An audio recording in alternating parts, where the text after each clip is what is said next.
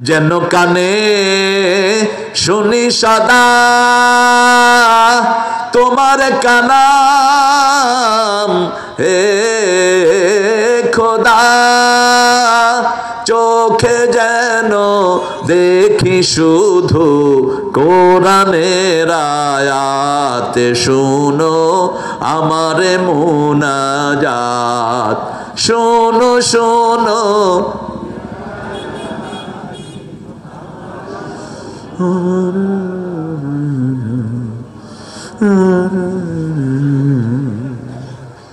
কোনো আওয়াজ নাই না? দুপুরে ভাত খান নেই?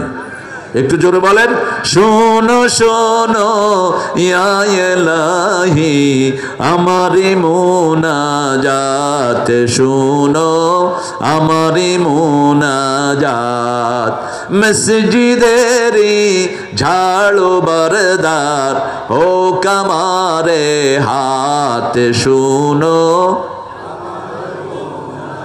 টুপি দাঁড়ি যেখানে আমরা আছি, বিসমিল্লাহ যেখানে আমরা আছি সেখানে। আল্লাহ বলছেন ইন্নামাল মুমিনুন, মুমিনরা জিকির করবে কার?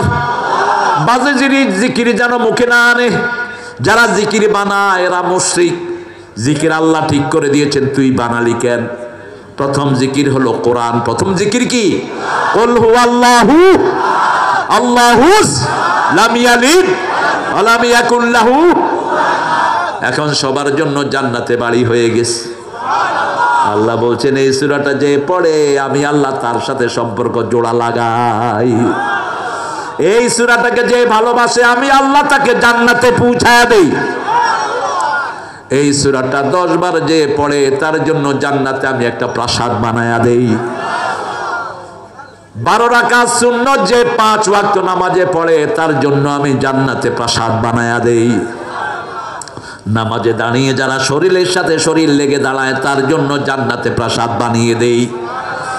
আবার কেউ মারা গেলে যে বিলাপ করে না, চিৎকার করে না, বুকে থাপড় মারে না, মাথা চাকি দেয় না, চোখ দিয়ে পানি পড়ে, মুখে বলে ইন্না লিল্লাহি ওয়া ইন্না ইলাইহি রাজিউন। আল্লাহ বলছেন ও নবী বলে দাও তার জন্য আমি জান্নাতে বাড়ি বানাই। বাড়ির নাম হলো বাইতুল হাম, প্রশংসার বাড়ি। জান্নাতের বাড়ি বেদখল হবে না, দুনিয়ারটা বেদখল হয়, ঠিক না ঠিক? চোরা পয়সার যত বাড়ি একটাতেও মানুষ নাই, একটাতেও। গণভবনে এখন একটা কুত্তাও ঢোকে না, ভয় আর ভয়। কি ভয়? ওখানে যদি তেলাওয়াত করা হয় তাহলে যায়